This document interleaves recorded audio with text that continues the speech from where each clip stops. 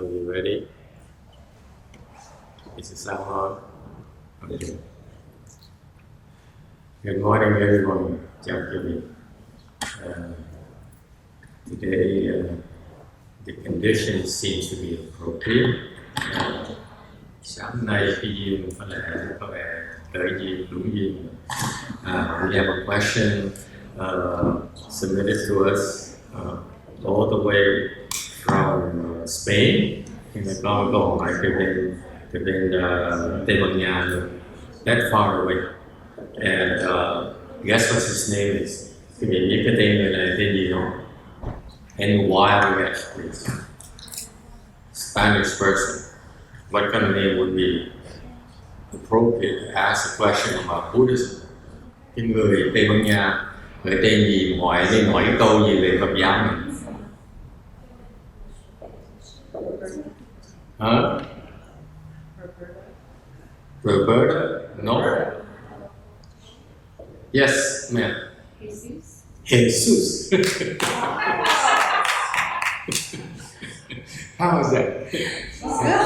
Jesus. I mean, we have a question all the way from Spain from none other than Jesus.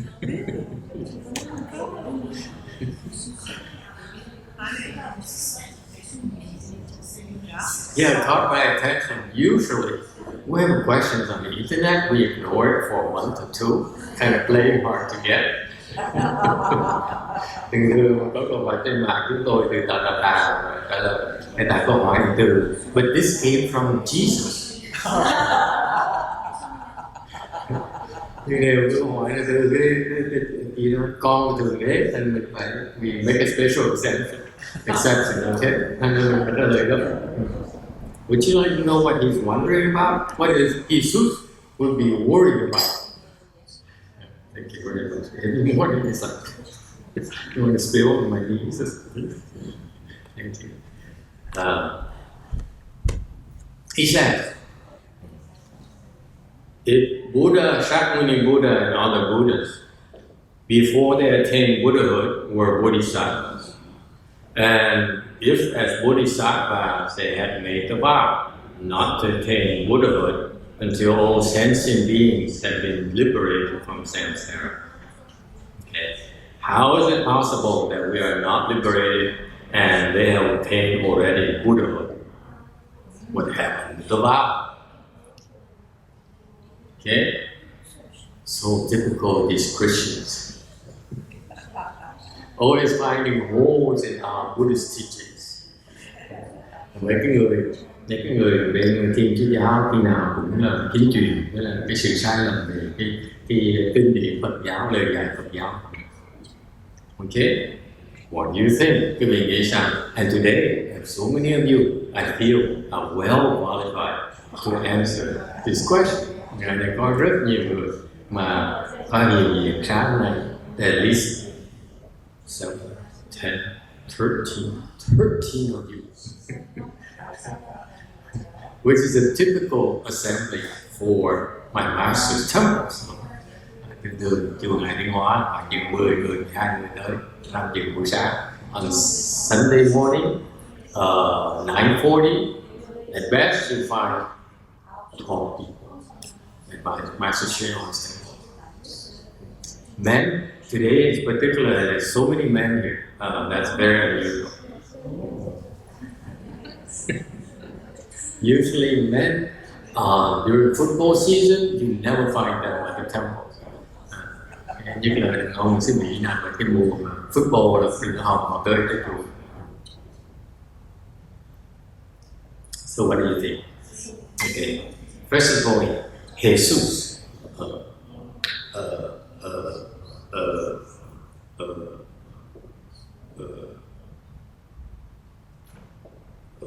I don't know. First of all, he sent us this question here he found from Master YongHua's teachings. Am I correct? Huh? Did he say anywhere that he listened to this from Master YongHua? I certainly didn't say one of those things. This is too complicated for me. Thể hiểu là cái này là ông là hỏi từ đâu ấy? Huh? What did you find? Yeah, I saw. Yeah, I'm reading Master YongHua books, and a doubt has arisen in me, and therefore I like to ask Master YongHua with full respect about. Okay, pretty good English, I would say. Okay, I mean the respect part. So,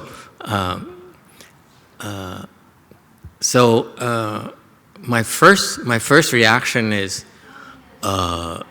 you should ask Master YongHua's disciples. I'm not a true disciple of his. Thứ nhất, phản ứng của thầy là tha cho thầy đi tội nghiệp. Hỏi đệ tử Ngài Tiến Hóa, tại sao hỏi những lời dạy Ngài Tiến Hóa mà hỏi thầy làm cái gì? Why do you bother asking me about Master YongHua's teachings? The true heirs to his dharmas are the hung disciples.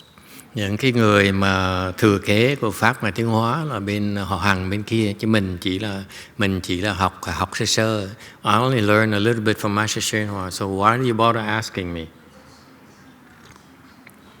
So our first reaction, our standard reaction is, please go to the DRBA. Thành ra cái vì là trong tương lai mà có người hỏi như vậy, thì phản ứng đầu tiên hết cái vị nói, cái người thừa kế chính là bên Vạn Phật Thành, chứ không phải chúng tôi. Chúng tôi chỉ là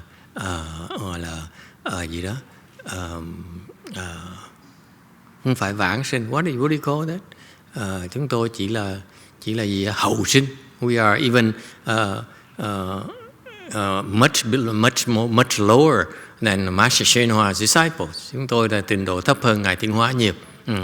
So you better off asking from his disciples, nên hỏi đệ tử của Ngài, because they are much better qualified, much more qualified to answer these types of questions. Thì họ có cái khả năng mà trả lời những câu hỏi này được. We are really not qualified. Okay? Next question. Huh? Wow, we answered Jesus' questions already. What else is there? But since they ask, như là tại phải lỡ hỏi rồi. And there's so many of you who are so smart today. Và nhiều người có mặt ở đây rất là thông minh, rất là giỏi.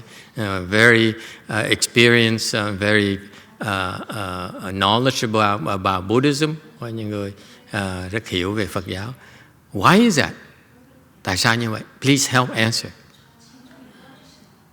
Ngoài lần này gọi là múa rìu qua mắt thợ, coi thử mình trả lời có được không? Let's see if we can answer it.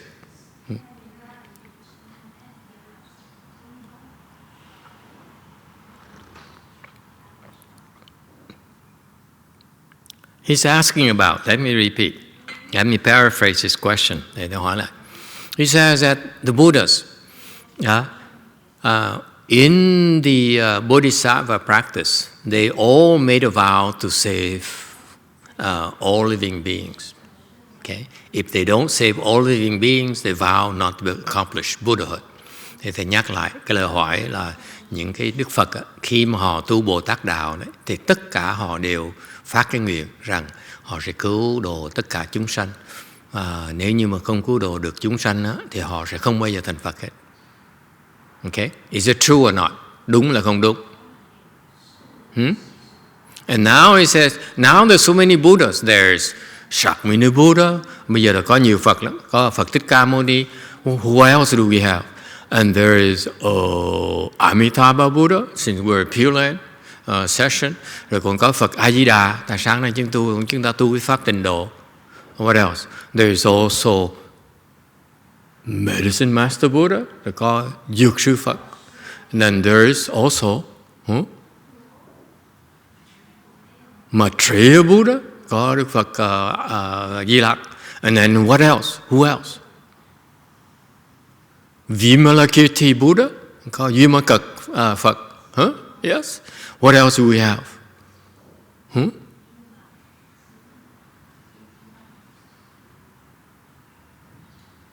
Quan Yin Buddha. Quán Thế Âm Phật. Yes. And there's what? Jewel King Buddha, rồi có Bảo Vương Phật.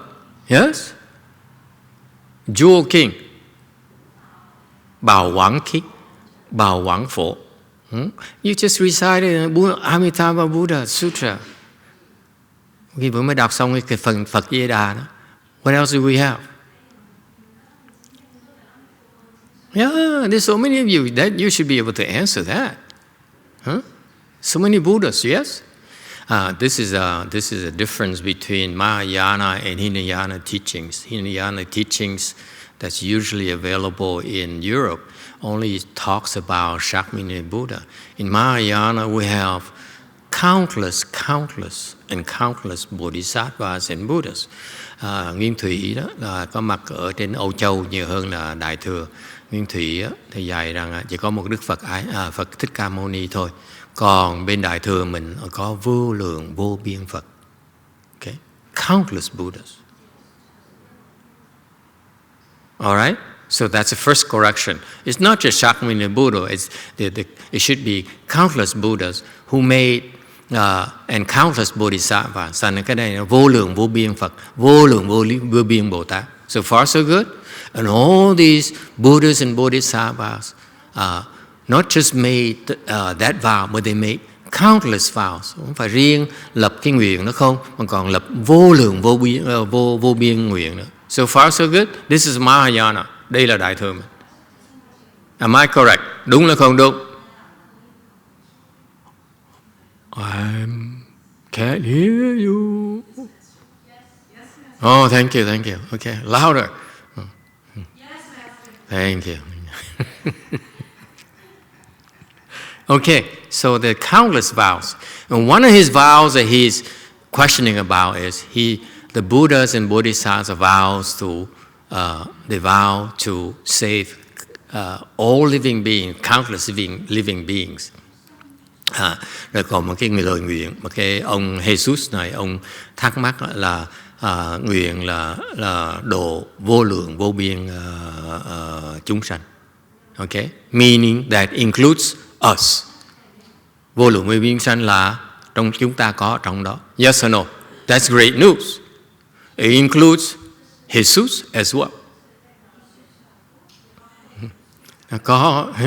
Có luôn Giêsu ở trong đó nữa. Correct? Okay. So he should not doubt the Buddha's vows because it's sacrilegious. Nếu mà không nên là nghi ngờ cái lời dạy của Phật, lời nguyện của Phật, tại vì như vậy là không có tốt cho ông. So far so good. Okay. Second correction, do not doubt it. Thứ nhì là không nên nghi hoặc cái chuyện đó.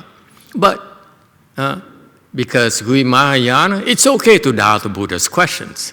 Nhưng vẫn có quyền, mình là Đại Thừa, vẫn cho phép quý vị nghi ngờ như thế. We embrace your doubt. We embrace your skepticism. Quý vị không tin, quý vị có nghi ngờ, thường sẽ. It's called a form of confusion in Mahayana. Cái nghi là một cái loại tư hoặc. It's a thought confusion. Yes? Sư hộ. Sư hộ. Doubt is sư hộ. Ý. Sư. Hủ sư hộ chung chư ý. Okay. So it says the Bodhisattvas in the causal ground, indeed, they all vow that I will save all living beings, countless living beings. And if I don't save all living countless beings, I vow not to become a Buddha. Thành người Bồ Tát đó, trong lúc mà tu hành đó, trong cái nhân địa đó, là nguyện rằng đó, là thề nguyện rằng đó, là sẽ cứu độ vô lượng vô biên chúng sanh. Mà nếu không cứu đó được thì nguyện không thành Phật. So far so good. All right, that's all correct. Okay. Internet has a question. Go ahead. This is from Spain. They're still asleep, I think. Does the scripture talk about the first Buddha that discovered the path to end suffering? Does the scripture talk about the first Buddha? Not that I can remember. Có kinh điển có dạy cái người Phật đầu tiên mà đắc giải thoát hay không? Don't remember vaguely. I don't remember. That's a good question. My answer is that I don't know. I'm sorry. Somehow it slipped my mind. I don't remember anymore. Câu hỏi là kinh điển có dạy người Phật đầu tiên mà đắc giải thoát không? Thầy nói thầy không nhớ này. Xong ngày hôm nay bỗng nhiên không nhớ. Okay. Maybe there's none, but my mind is drawing blank. Hỏi như vậy. Okay. Thầy không nhớ được. Này hiện cái óc thầy không nhớ được luôn nữa. Okay. Sorry. All right. And the standard answer is go ask them. Okay, just kidding. Yes. We all here to learn from each other and share the knowledge. Cái này nói một cách thành thật để đùa cho vui vậy thôi, chứ mình học hỏi với nhau, nhưng không có nói là chuyện ai biết hơn hay là dở là hay. We're not worried about who knows more, who knows less, who's better, who's not as good. It doesn't matter. Yeah. What matters, you attain, you cultivate, and you get what you want. Vấn đề quan trọng là quý vị nên tu để mà đạt cái quý vị muốn. That's much more important. What I know, what the DRBA knows is not that important. Cái quan trọng Đức Phật dạy, những lời Đức Phật dạy nó không có liên quan tới là chúng tôi biết hay là bên nhóm khác ta biết về cái đó nhiều hơn hay là ít hơn, không quan trọng. Quan trọng nhất là quý vị làm sao hưởng cái lời từ những cái Phật dạy, lời Phật dạy. Whether the main thing is how much you can benefit from the teachings. All right? That's what Buddhism is about. Phật Pháp là như vậy, dạy ra để giúp quý vị đạt những cái lợi ích. The teachings are available to benefit you, all of us. All right? Now, when we keep on talking about countless Buddhas, mình nói chuyện vô lượng vô biên Phật. We talked about countless living beings. Nói nguyện, countless vows, countless living beings, vô lượng vô biên lời nguyện, vô lượng vô biên những chúng sanh. Okay? What does it tell you? Nghĩa là sao? What does it remind you of? You're a mathematician. You're a math teacher. Middle school math teacher? Huh? She pleads the fifth? Yes, I She doesn't want to say. She does not want to incriminate herself. Thắng, what do you think? What does it remind you of?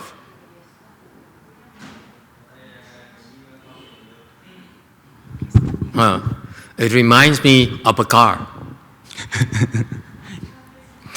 thì nghe vô lượng vô biên Phật vô biên vô biên nguyện vô lượng vô biên chúng sanh thì nhớ tới cái chiếc xe.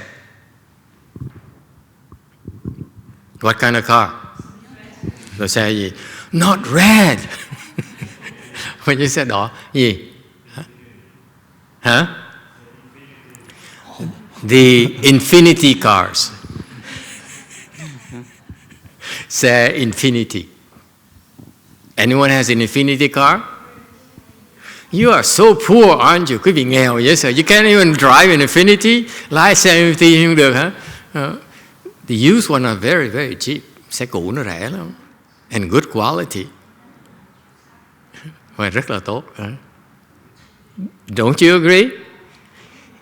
Countless Buddhas, countless Bodhisattvas, vô lượng vô biên Phật, vô lượng vô biên Bồ Tát, made countless vows, lập vô lượng vô biên nguyện, độ vô lượng vô biên chúng sanh, to cross over countless living beings. It's infinity.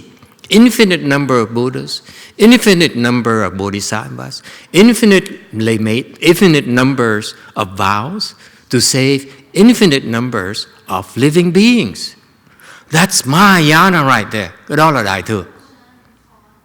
You know that the Pure Land, Western Bliss Pure Land, can accommodate infinite living beings. Quý vị biết Tây phương cực lạc có thể chứa chấp được vô lượng vô biên chúng sanh. Did you know that? Never run out of space. Cái Tây phương cực lạc nó không bao giờ hết chỗ hết. Blue Mountain Temple, Way Mountain Temple, we can sit about 60 of you. Cái quy sơn tự có thể chứa được 60 người. Okay? But Western Bliss Pure Land can accommodate infinite numbers of living beings. Ngược lại, bên Tây phương cực lạc có thể chứa được vô lượng vô biên chúng sanh. Alright?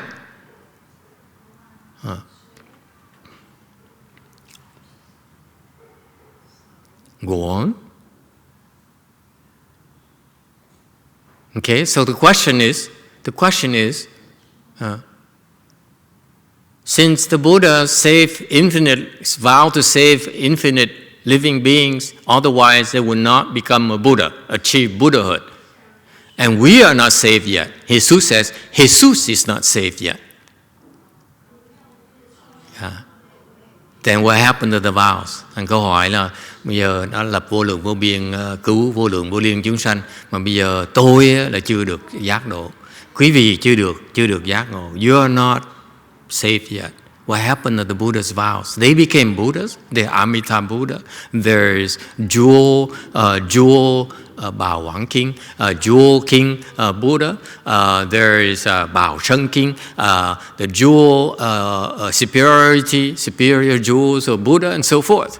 Okay, what happened to those Buddhas? How could they become a Buddhas when we are not saved yet?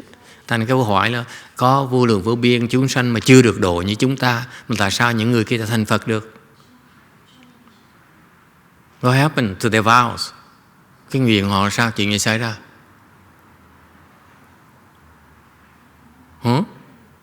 Internet has a question, or you have a question? Me have a question. Okay, go ahead, me. The conditions are not ripe yet, so the Buddhas will not come and help them. But he says, I haven't been saved yet. How can you become a Buddha? That's his question. The time's not ready yet. But you're supposed to save me before you become a Buddha. I haven't been saved yet. Jesus hasn't been saved yet. How could you become a Buddha? How can Amitabha become a Buddha? Can you see his disappointment that the Buddha kind of not follow through on the vows? What? Internet has a question? Is the vow meant to anger them or remind them about their aspiration to save living beings? That's an exaggeration. Yes. Yes, I'm Buddhist. Yes, I'm a monk. But I'm giving the Buddhas a hard time. Yes? What happened? Tony, what does Germany feel about it? This is a problem, Chung In Sunim. You allow these people from Spain, especially Jesus, to ask questions, expect the hard ones.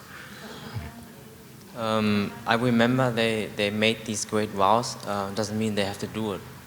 They make great vows. Tony, the Germans are so astute. They said, I make great vows, but I don't follow through. He's no Bodhisattva, let me tell you. Ông này ông nói phải đức chúng tôi là chỉ hứa thôi chứ còn không có làm. So the Germans they make promises but they don't follow through. Bên người Đức người ta chỉ hứa, người ta không có theo. Okay? Yes sir, back there. The man in white. Orange. 喂，阿弥陀佛，师父好。这个问题我也想过很长时间，这是一个很好的问题。但是后来我记得在《阿弥陀经》里面有讲，阿弥陀佛已经成佛5个大劫，所以从佛经的角度，我考虑是我的问题，我没有把这个问题，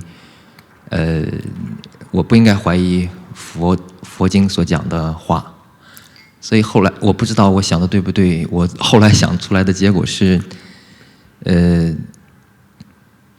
在佛陀成佛的时候，释迦牟尼佛成佛的时候，他就证得了众生平等。证什么？所有的众生都是平等的。对对。所以我觉得在所有成佛的这些佛里面，在他们应该是眼里面没有众生，没有佛，没有，是这样子的。我不知道我自己理解的是不是正确。Okay, that's good. But it doesn't do anything for Jesus.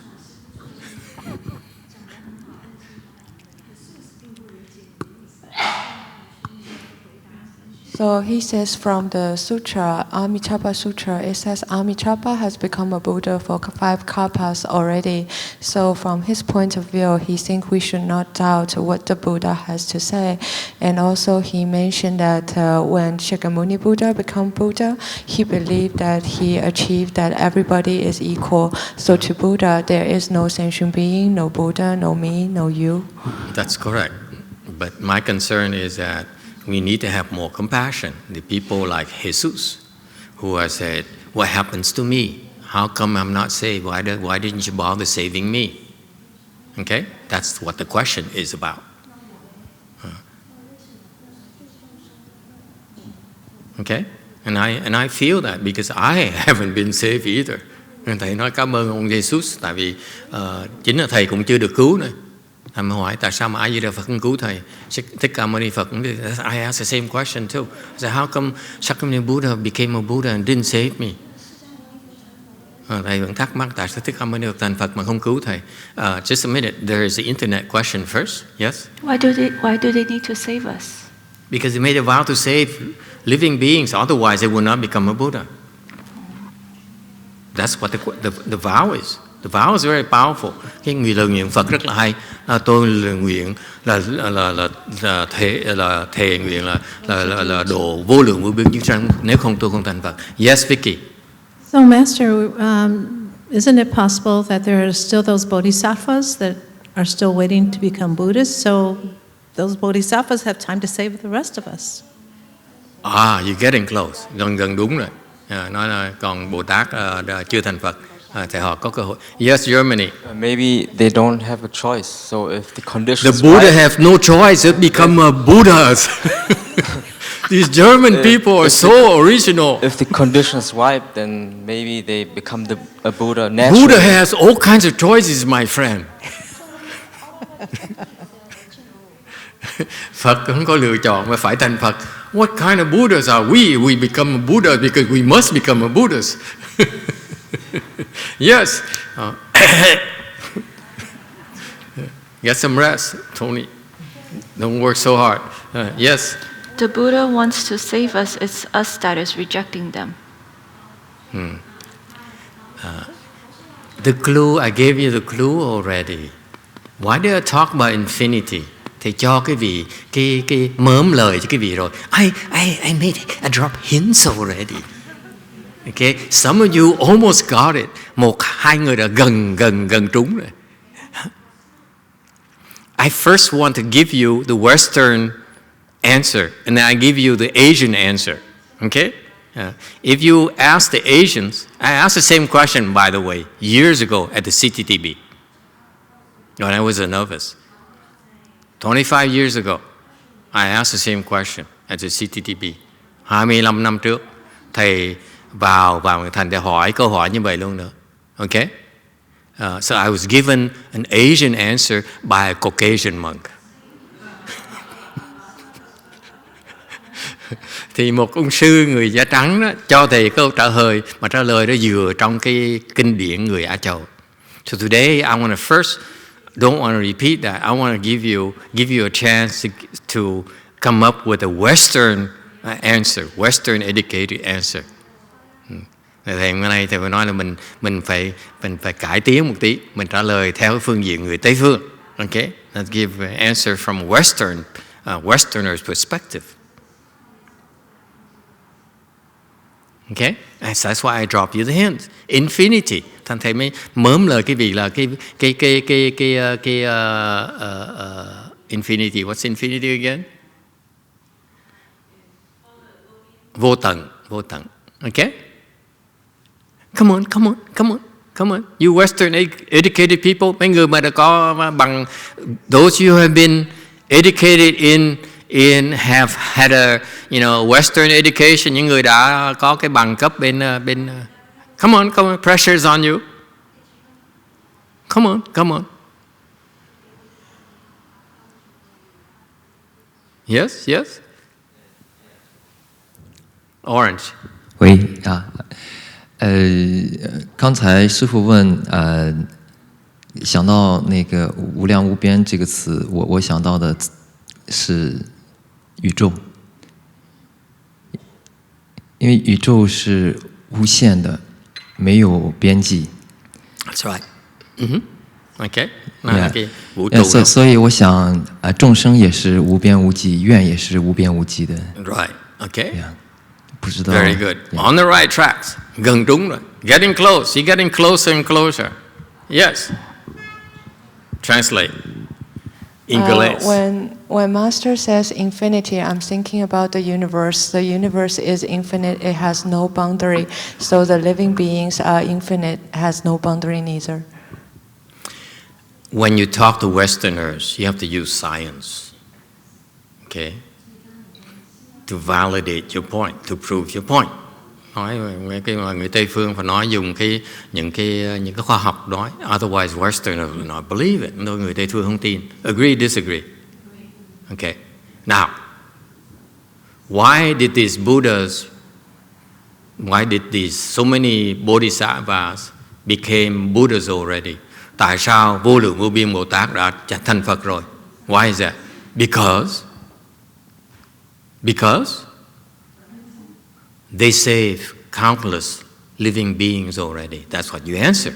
Tại vì họ đã độ vô lượng vô biên chúng sanh rồi. Right? According to our scriptures, they became Buddhas because they had to save countless living beings. Tại trong sách kinh điển dạy rằng Bồ Tát chỉ thành Phật khi nào đã độ vô lượng vô biên chúng sanh mới có thể thành Phật được. That is correct. Okay? They have to save countless living beings before they can become Buddhas. Agree or disagree? Đồng ý hay không đồng ý? We all agree on this, right?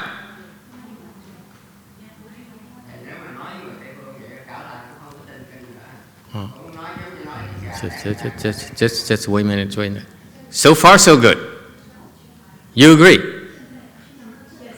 Those Buddhas, Amitabha Buddha, Shakmini Buddha, Jewel King Buddha, and countless Buddhas became Buddhas already because they saved countless living beings already. That's a fact. That's what we believe in. Okay? How do you prove that? That's what this question is. Right? Vấn đề là mình đã A-di-đà Phật đã thành Phật rồi, Thích Ca Mâu Ni Phật đã thành Phật rồi, là tại họ đã từng độ vô lượng vô biên chúng sanh rồi mới có thể thành Phật được. Cái đó là sự thật. That is the fact. They saved countless living beings already. Okay? So what is the proof? Người ta bằng chứng đó. Because They are already Buddha. Because what is you have this infinite number of living beings, có vô lượng vô biên chúng sanh. So far so good? Okay? And we take out infinite living beings inside an infinite living being. Is it possible? Yeah, it's still infinite left. It's still infinite.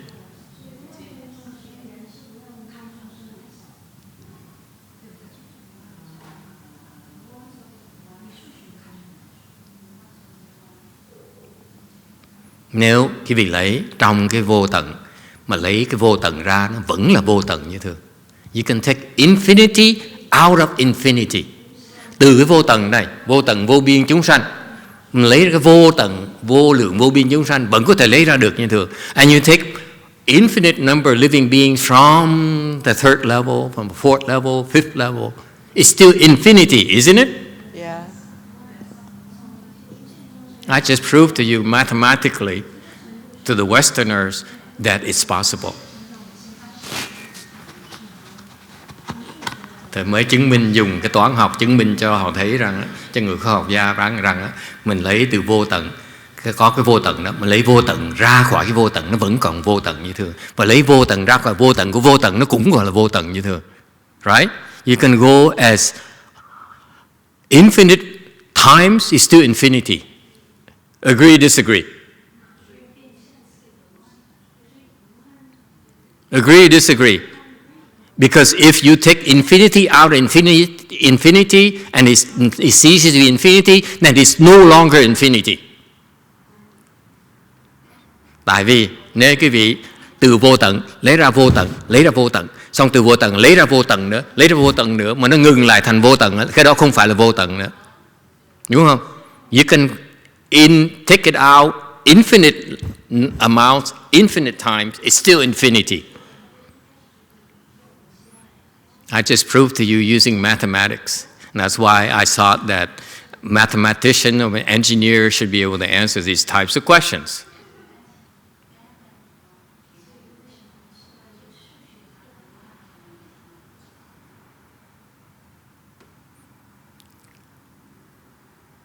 You're supposed to be, so impressive. But you say, big deal. Your expectations are too high nowadays. Master has to come up with new ways to impress you. Thầy trả lời một cách tài tình như vậy mà ai cũng nói, cái gì hay. That's all I have today, okay? Yes, internet question. Alter D has 5 questions. What?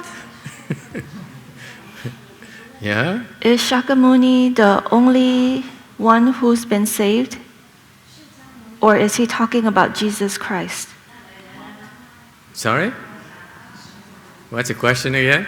Is Shakyamuni the only one who's been saved? Is he talking about Jesus Christ? No, he's talking about him and us and me. We have not become a Buddhas yet. How come they can become a Buddha so soon? Next question. Is Shakyamuni considered a bodhisattva because he saved people? A Bodhisattva save people, and then in the process of saving enough people, they become Buddhas. Number 3. Is it useless to pray to Buddhas because they can't save you, only bodhisattvas can? No, Buddhas save more than Bodhisattvas. Number 4. Do we have to leave the human realm to be infinite like bodhisattvas and Buddhas? No, you don't have to. Number 5. That's it. Thank you. Okay, you're welcome.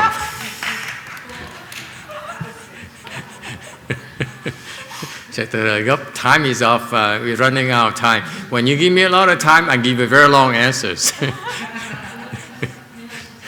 Hết thì giờ thầy trả lời cộc lốc vậy thôi. So far, so good. Quý vị đồng ý chưa? Is it clear?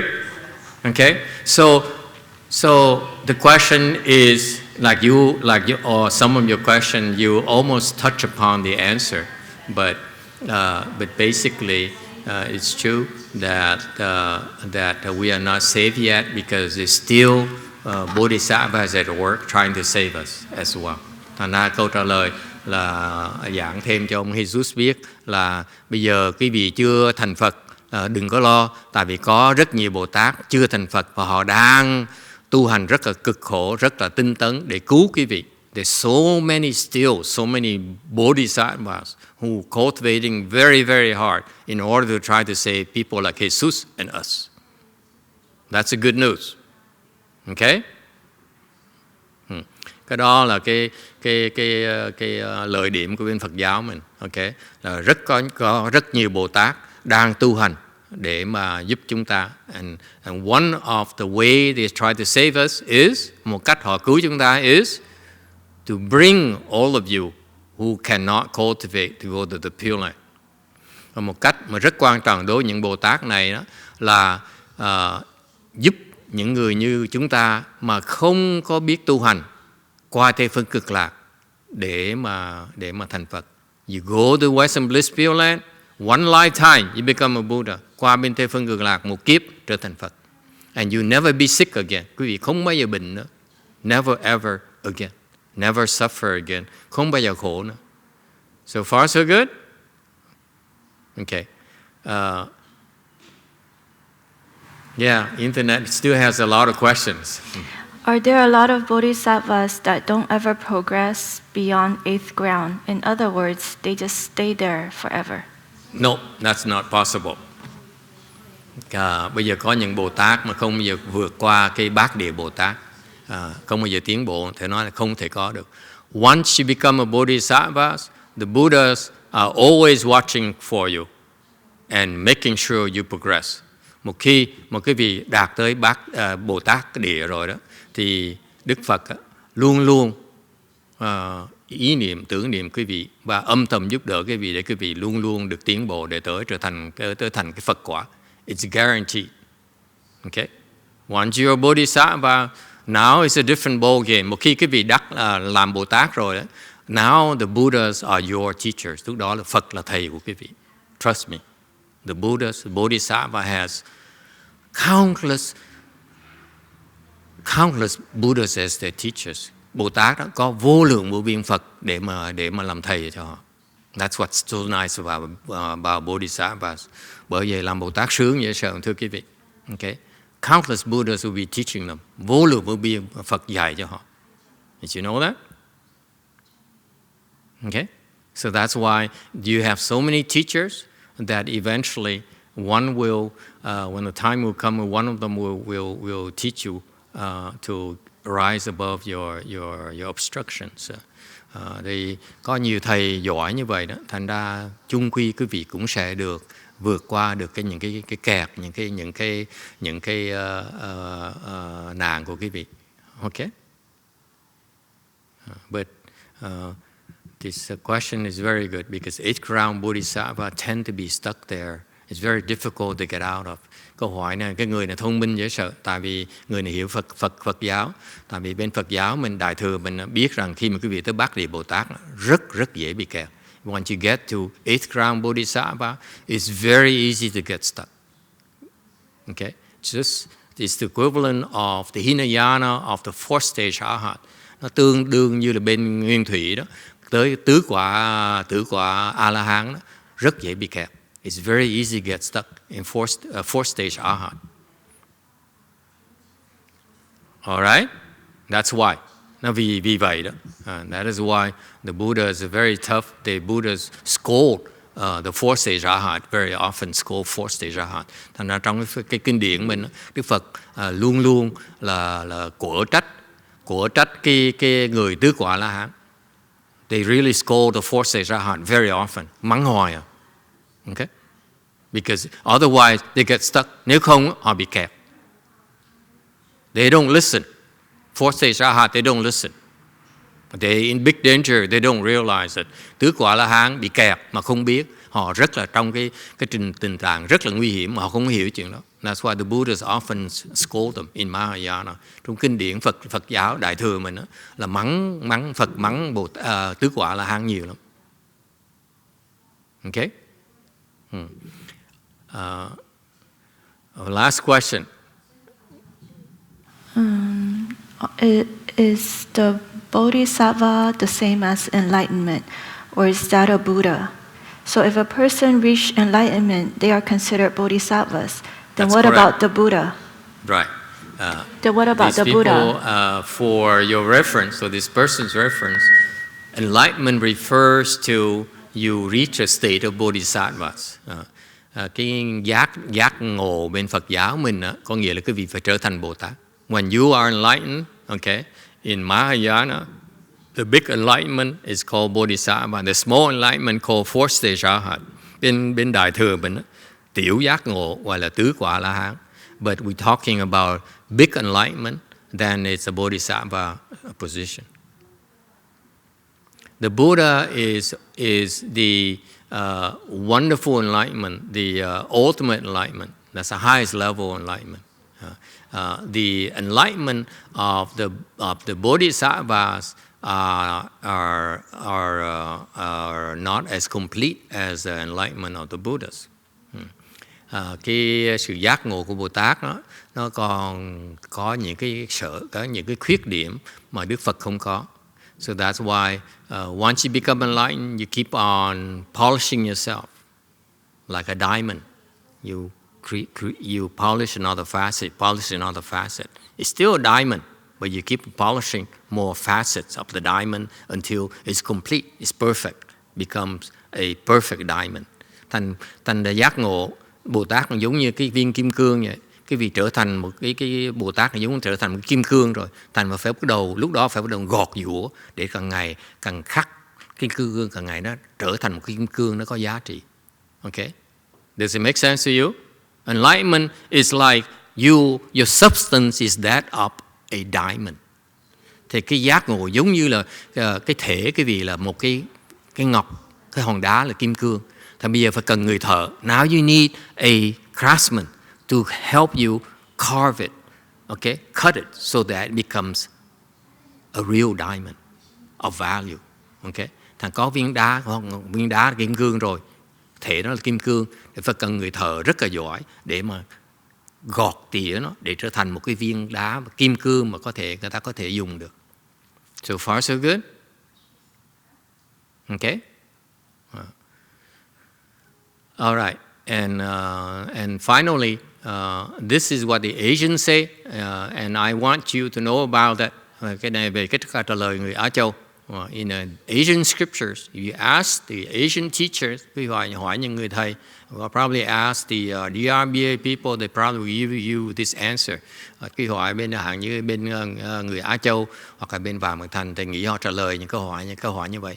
The question is, again, for the people who just came in late, the Buddhas in the causal ground, when they were practicing the Bodhisattva path, they made vows to save countless living beings. Otherwise, they refused to become a Buddha. Thành thế mấy người mới tới mà hơi tới trễ đó, thầy nhắc lại là câu hỏi trên họ hỏi sáng nay mình bàn đó là Phật trước khi mà trong cái nhân địa tu Bồ Tát đạo đó, lập cái nguyện là sẽ độ vô lượng vô biên chúng sanh. Nếu không chỉ độ vô lượng vô biên chúng sanh mới có thể thành Phật đó, thì người Á Châu trả lời ra sao? What do the Asian scriptures say? Okay, they say that, and this is the sound fundamentals. Đây là cái lời cái kinh điển Phật, cái lý thuyết, cái giáo lý Phật giáo mình. It says that the vows. Why do Bodhisattvas make these infinite vows? Tại sao Bồ Tát lập vô lượng vô biên nguyện? Để lập vô lượng vô biên nguyện, nguyện độ vô lượng vô biên chúng sanh. The Bodhisattvas made countless vows to save countless living beings. Why? Tại sao như vậy? Because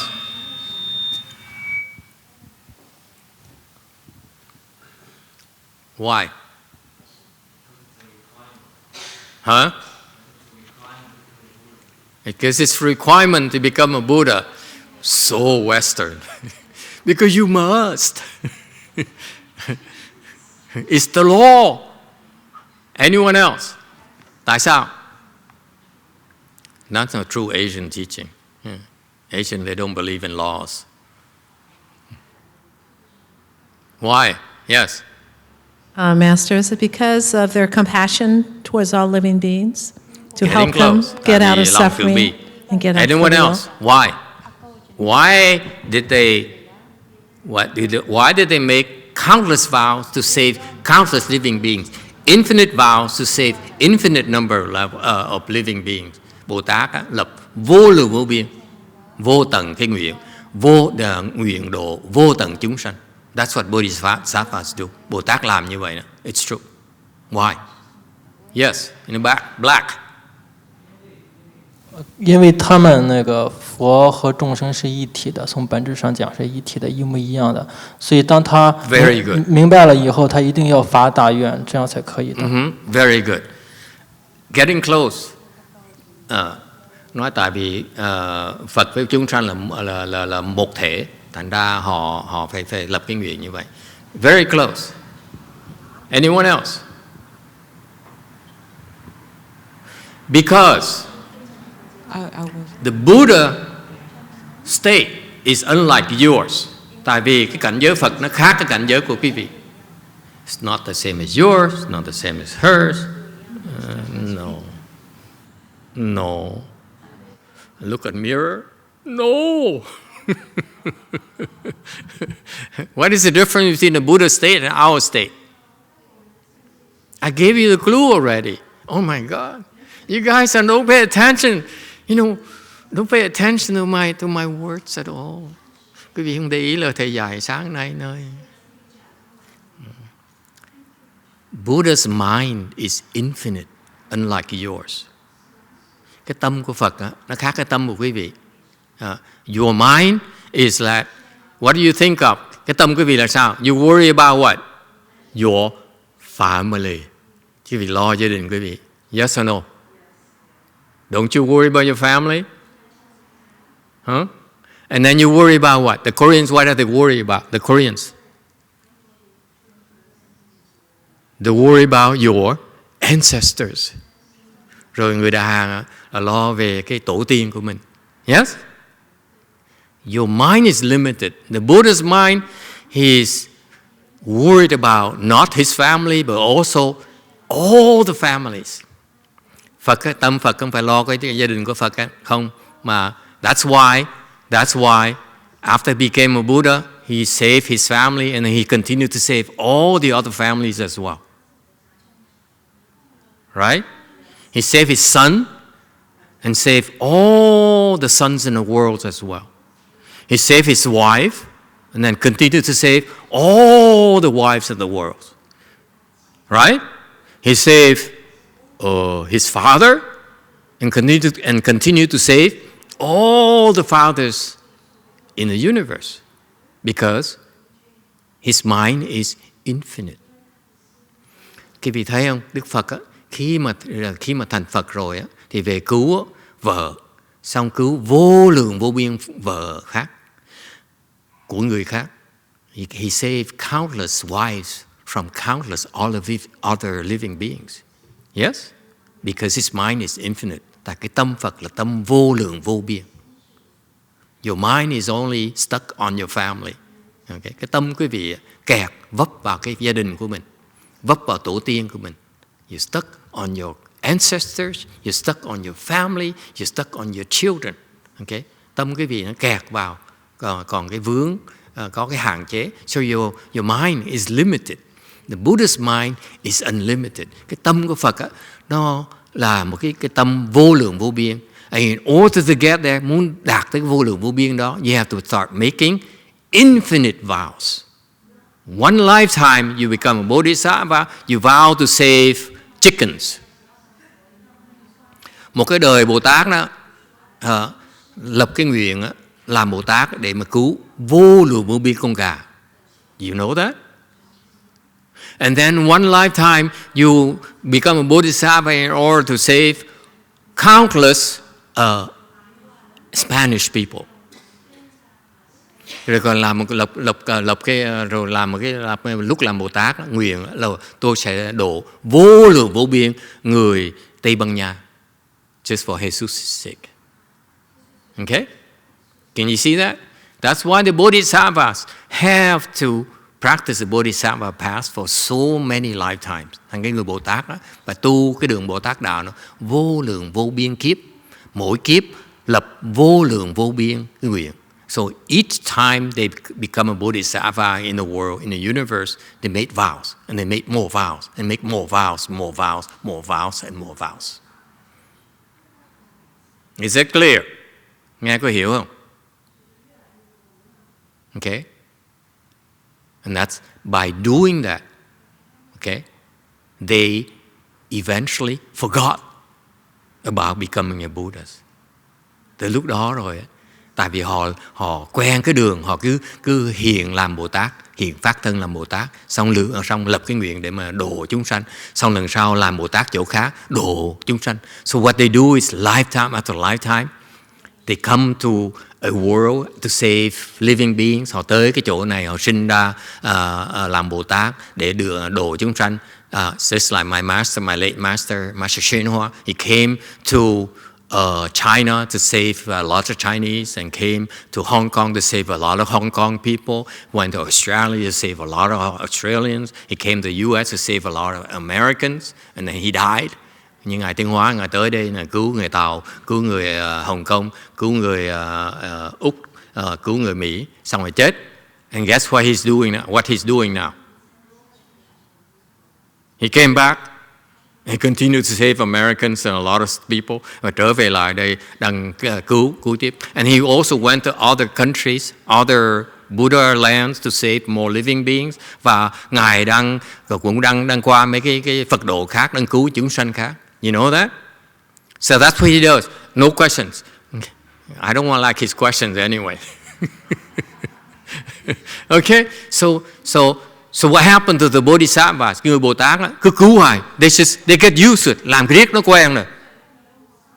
When you first become a Bodhisattva, you say, I want to become a Buddha. Tới khi mà lúc đầu quý vị mới làm Bồ Tát đó, tôi muốn thành Phật. But after you reach Master Shenghua's level, he keeps on saving living beings time and time again. Tới trình độ Ngài Tiến Hóa là phải cứu vô lượng vô biên chúng sanh rồi lấy cái thân khác cứu tiếp. And then he changed his body, go to save more living beings. And to the point where he forgets he's supposed to become a Buddha. That's when he becomes a Buddha. Tới cái lúc mà cứ cứu quen riết rồi cứ đổi cái thân cứu tiếp chúng sanh riết làm quen rồi cái quên phức á là mình muốn thành Phật luôn rồi. Dễ sợ không? Lúc đó mới thành Phật được. Then he becomes a Buddha.